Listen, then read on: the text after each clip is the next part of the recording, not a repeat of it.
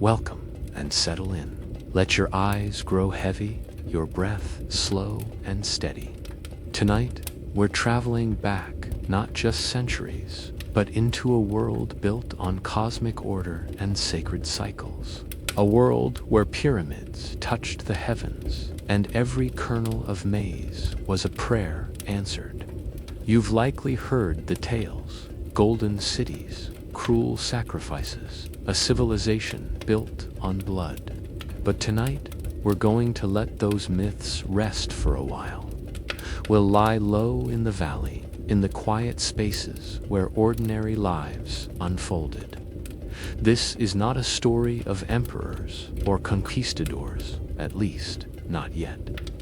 This is the rhythm of footsteps on packed dirt, the soft clack of obsidian tools, the rustle of milpas in the wind. The heart of the Aztec world beat not just in temples, but in the homes and fields of its people. So rest easy, breathe in, and let yourself drift into the story of a place that was more than legend. Imagine you are kneeling in damp earth just before sunrise. The air is cool, almost sweet, with a thin mist curling above the canals. You're barefoot, your hands deep in the soil, adjusting the roots of young maize shoots. You are a Machahulia commoner, a farmer. Your Chinanpita's small floating field, built on the shallow waters of Lake Xochimilco, is your life. It is neat, rectangular, and bursting with fertility. Its dark soil, rich with decay and rebirth. Every row you plant aligns with the cosmos. Every seed you press into the earth is an act of worship. You're not alone. Your wife is nearby, weaving cloth on a simple backstrap loom. Children chase each other through the reeds, their laughter soft, careful not to disturb the waking gods. You rise, stretch your back, and glance at the eastern sky. The sun is late today. You murmur a prayer, not just for warmth, but for survival, because this sun, the fifth sun, is not eternal. According to your elders, it too will end, just like the four before it. Fire, wind, jaguar, and flood, those were the old ends. This one will be destroyed by earthquakes. Maybe tomorrow, maybe in 1,000 years. That's why you live the way you do. Careful, observant, always offering, always counting the days. The sacred calendar, the Tonalpahuli, has 260 days. The solar calendar, Supohwali, has 365. The priests keep track, but you've memorized the key festivals by heart. The Feast of Tlaloc is coming soon. God of rain, you'll bring small offerings to the mountain. Some farmers will offer frogs or paper soaked in their own blood. This isn't cruelty, it's necessity. Without Tlaloc, your maize will wither. Without maize, your family will starve. Your father used to say, maize is not just food, it is the body of the gods made edible. And when you eat tamales in the evening, steaming and soft from the clay kamal, you believe it. As the sun rises, a shadow falls across your field. It's a Kalpixka tax collector. You knew he would come. He's here for the tribute, cacao beans, feathers, or cloth if the harvest is thin. You lower your head respectfully, though your heart tightens. You know your field won't yield quite enough this cycle. Still, there is no protest, no complaint. You accept it because resistance is not survival. Survival is balance. In maize rows, in sky signs, in duty. Later in the day, you'll walk to the markety Unquitly with your wife. She'll carry woven cloth, you'll carry chili peppers, and perhaps a few ears of maize. The market is loud, but orderly. You trade, not with money, but with value. Obsidian knives, fish from the lake, salt from Texcoco's edge. By dusk, your muscles ache. You eat simply beans, tortillas, perhaps a few squash blossoms. The stars begin to appear, first one by one, then in layers, until the sky looks like the feathered cloak of Quetzal. You lie on a mat woven from reeds, head resting on a wooden neck support, and as sleep takes you, your last thought is a whispered hope that tomorrow the sun will rise again, because under the fifth sun, nothing is certain, but still you plant, you pray, you endure. As night settles over the valley, the city beyond your Chinampa flickers to life with torchlight. The quiet rhythm of your days continues, seemingly unchanged, but you've heard whispers subtle, uncertain about strange men arriving on the eastern coast, pale-skinned, bearded, armored in glinting metal, the gods or monsters. You shake off the thought as dreams begin to carry you, just as they've carried others across lake and time, through corridors of power you'll never walk. Let us drift there now, beyond the maize rows, past the markets, past the smoke that clings to the hills, up the stone steps of the sacred precinct, through the incense-heavy halls of Tenochtitlan's grand palace, and into the quiet shadow of a man at the center of it all.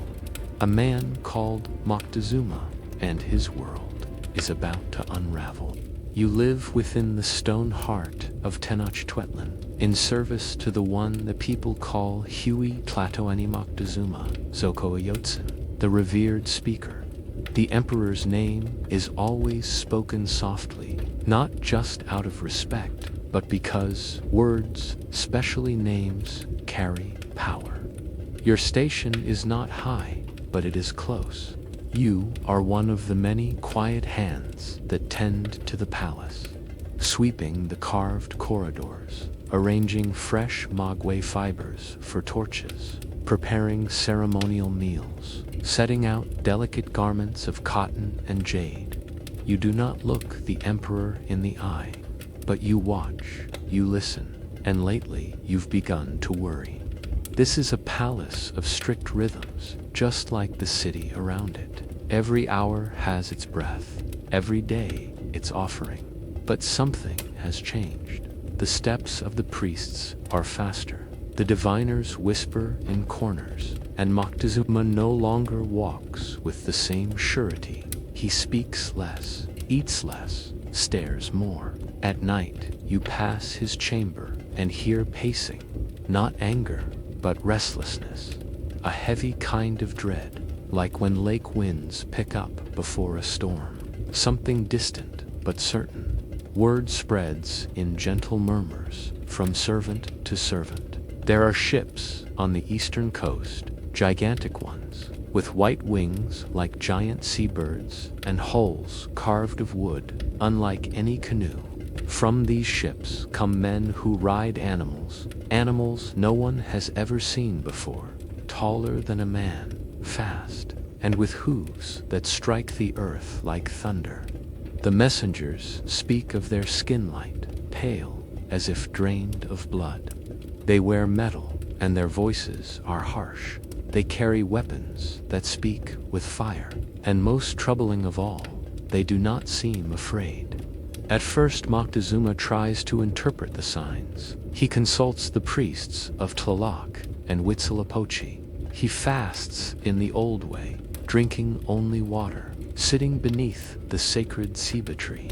He asks the codex keepers to search the histories for parallels. He sends gifts to the strangers, gold discs as large as shields, feathers from the Quetzal bird, rare beyond belief, cocoa, food, fine cotton cloaks, fragrant with incense. Surely, the messengers say, they will be pleased. Surely, they will turn back. But they do not. Instead, they begin to march inland, through cities, past mountains. They are not stopped. Some cities even welcome them. Others are taken. You prepare a hallway for an emergency meeting of the Emperor's advisors. You are not permitted to remain, but you linger just long enough to hear what you wish you hadn't. These are not gods, one says. They bleed. Moctezuma remains still, his expression unreadable. Later, you hear that he has begun speaking to himself when alone. In a solemn moment, he goes to the great temple Templo Majoran, ascends its steep steps in silence. You watch from below. He removes his headdress at the top, offering it to the gods. The sky is overcast. The people gather in stillness, watching their ruler lower his head. For many, this feels like an ending before the end. Then comes the day the strangers arrive. You are there. You stand among the silent rows of priests, nobles, and attendants.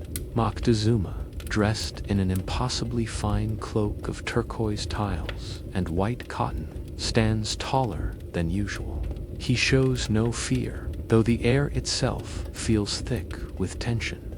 The strangers enter the city along the causeway, flanked by native allies, Tlaxcalans, fierce enemies of the Mexica. The man at the front is pale, with a small beard and sharp eyes. His name, you later learn, is Hernan Cortés. Two men meet. Moctezuma speaks through interpreters first to Melinsen, the woman who understands both Nahuatl and the Maya tongue, and then to a Spaniard named Aguilar. It is like watching distant stars try to converse. Those Moctezuma gives gifts. He tells them they may stay in the old palace of Xiacotl, his father. It is a gesture of honor, a place of welcome, but also, perhaps, containment. You begin to notice the changes immediately. The Spaniards keep to themselves at first, but they begin to ask questions, many of them. They wander the markets, touch the temple walls, examine the canal systems. They stare too long at gold. Within a week, they have seized the palace entirely. Moctezuma is still there, but not quite free. The rumors are uncertain. Has he been taken prisoner? Is he now just a symbol, a puppet? The people do not know what to believe, neither do you. Then, one morning, something shatters. It begins with a ceremony, one of the many spring festivals at the temple. Priests dance, drums pulse like a heartbeat. Warriors in feathered costumes stomp in time. But suddenly, without warning, Spanish soldiers attack. They say they feared a revolt, that the dancers were preparing to strike. But the massacre is swift. Dozens, perhaps hundreds, are killed. The temple floor runs dark. The city erupts in fury. Stones fly, blades are drawn. The people of Tenochtitlan rise. You are trapped in the palace for days. Moctezuma speaks with the Spaniards behind closed doors. He tries to calm the crowds, even appears on the palace balcony to speak to the gathered masses. You are just behind him, holding a cloth of state as he pleads for peace. And then it happens. You hear the sound, first, dull crack, like stone meeting flesh. A rock strikes the emperor. He stumbles. A second hits. Blood spreads across the finely woven tunic. He is carried inside. You help lift him. He is pale, quiet. His breathing is slow. He lingers for a day, maybe two, and then he is gone. The palace falls into eerie silence. No one knows who to obey. The Spaniards say Moctezuma is dead. Some claim they killed him. Others whisper that his own people, ashamed of his surrender, turned on him. You never learn the truth. You simply wash the floor where he last stood. Outside, the city rages on. The sun rises and sets. The canals still flow, but the empire has cracked. You were once the attendant to the greatest speaker of your age. Now you are simply a witness to the sound of things falling apart. Time drifts onward like slow water around the temple steps. Moctezuma's voice fades from memory, but the stones of Tenochtitlan remember. The city still breathes, even as it bleeds. Beneath the quiet surface of the lake, beneath the shattered altars, beneath the plazas that now echo with foreign boots, something ancient lingers. There are places the conquerors do not understand, sacred spaces that once pulsed with ceremony, where memory was kept not in books, but in stone, and in the offerings buried beneath it. Let us go there now gently, quietly. Let us descend, not as looters or judges, but as curious listeners, past the broken stairs of the Templo Mayor, beneath the layers of time and ash, into the cool hush where the past still waits to be uncovered. The air is cooler here, under layers of rubble and soil. You walk carefully, lantern in hand, your footsteps softened by earth that hasn't seen sunlight in centuries. You are not a priest now, not a servant or a soldier. You are an observer, one who has come long after the chants have faded, and yet the space feels alive. The ruins do not shout, they hum.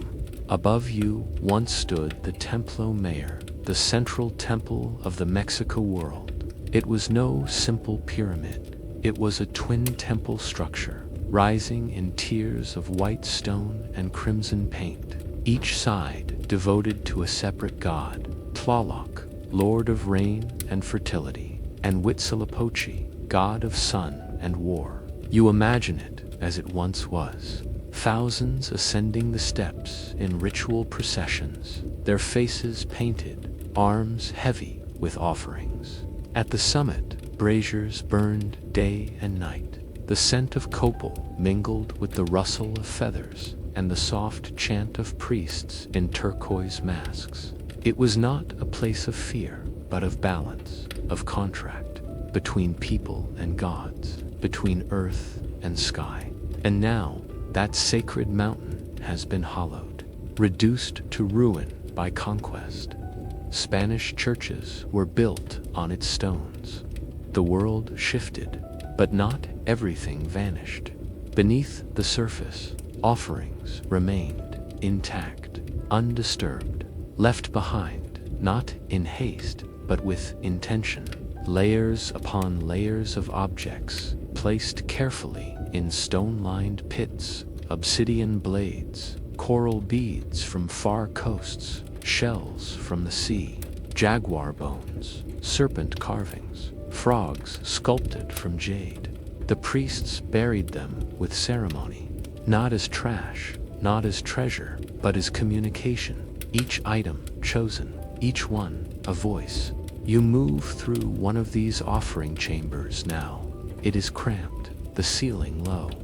Archaeologists found over 100 of these deposits beneath the Templo Mayor. Some small, some vast, each sealed, as if time itself had signed its name and walked away. Here is a turtle shell, carved from alabaster. There, a bundle of flint knives, arranged like sun rays. You find miniature masks, so detailed they seem ready to blink. Traces of red pigment cling to the stone blood, perhaps, or cinnabar. And always, there is the quiet presence of symbolism, duality, cycles, gods that were also stars, rivers that fed the underworld. What did it all mean? We cannot ask the priests. Their records were burned, their language silenced. But the layout speaks. The north side, where Tlaloc reigned, holds offerings tied to water, fish, shells, frogs, water lilies. The south side, Huitzilopochtli's domain, reveals blades, hearts carved of stone, and animals of fire. One side gives life, the other takes it. Yet neither was evil. Both were necessary. You kneel beside a discovery made not long ago. A massive circular stone carved in high relief, depicting a goddess Coilzoqui, the dismembered moon. According to myth, she was defeated by her brother Huitzilopochtli in a burst of celestial violence. Her image lay buried at the foot of the temple for centuries, hidden beneath colonial structures. She was unearthed quietly in the late 20th century as construction workers dug near the old cathedral, and in that moment, the past stirred. You imagine what it must have felt like dust clearing from the face of a forgotten god, the echo of drums in the imagination, the weight of history, not as a story, but as something buried, waiting, breathing.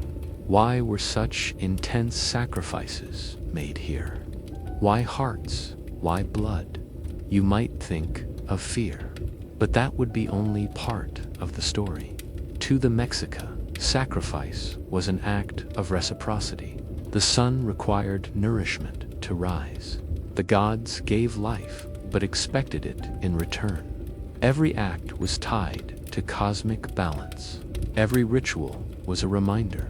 Without death, there is no growth. Without night, no dawn. In the modern silence of this buried chamber, you begin to feel the contours of that worldview. It is not our world, but it was theirs, and they lived it completely. You run your hand gently along a carved stone. It is cool, but not lifeless. You know this place will never be rebuilt, but it will never be erased either. The layers remain, waiting to speak when someone chooses to listen. You rise slowly, brush the dust from your knees, and return to the light. Above, the city has changed. Cars hum where canoes once slid.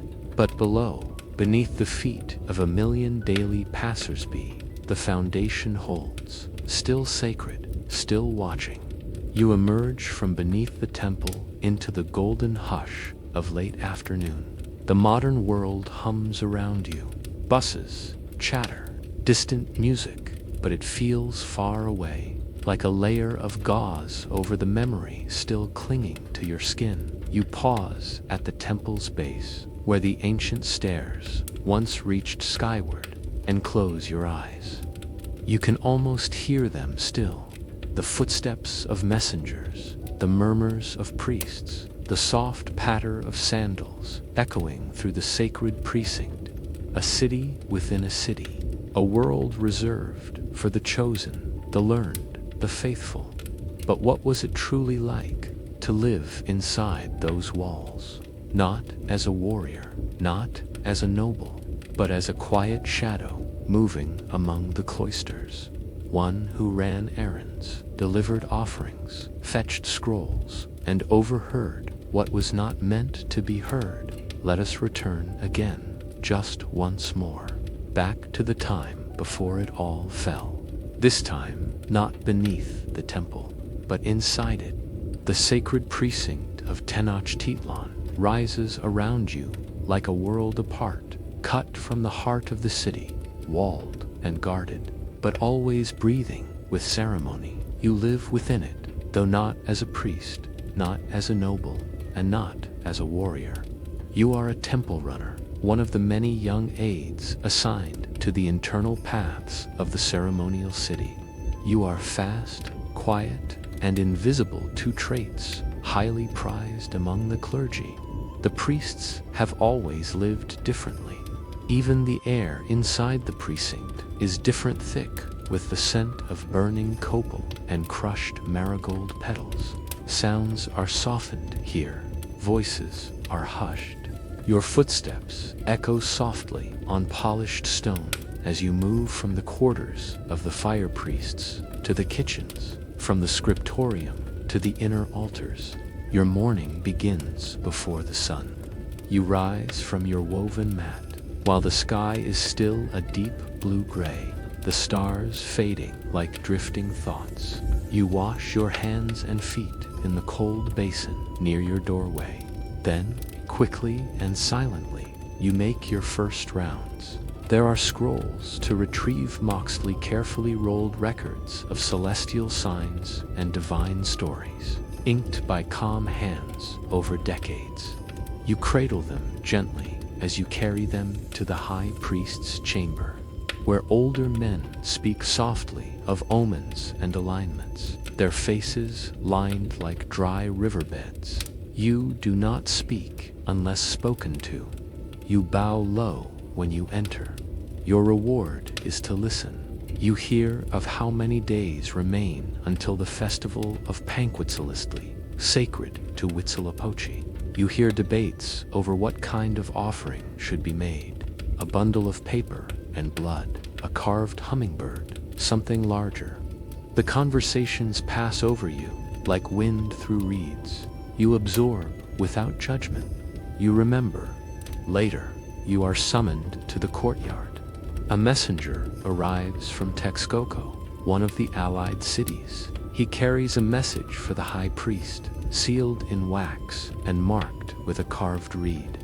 You are told to accompany him to the Hall of Winds. You do not ask questions. You simply move. Every hour in the sacred precinct is shaped by ritual.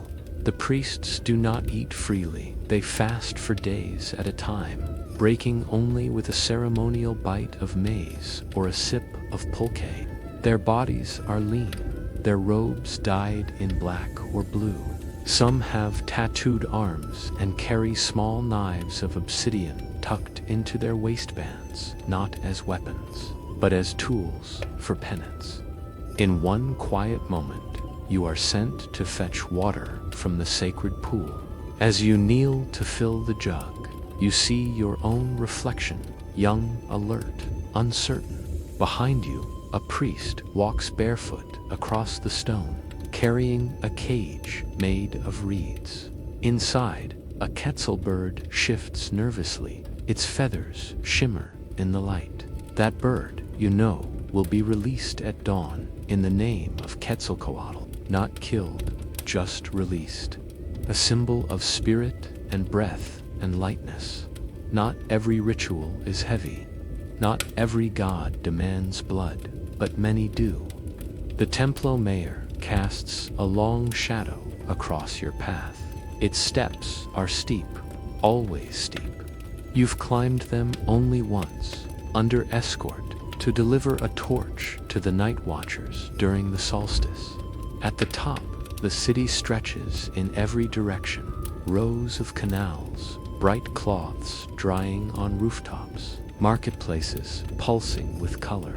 But up here, it is strangely quiet. Wind blows through the sacred braziers. The gods sit unmoved in their shrines, carved of stone and shell and bone. The priests pray, facing east. They chant in low tones. They speak of balance, sacrifice, and the turning of cycles. You carry a message to the keeper of calendars. He is an old man with cloudy eyes and a voice like dry corn husks. He marks the days with careful strokes, 260 names on the tonal pahuli, mapped to human fate, illness, crops, marriage, dreams. He shows you the current day, one reed, an important day, an ominous day. You nod. You do not ask why. Sometimes you pass courtyards where offerings are prepared. The feather workers arrive early, quiet and precise.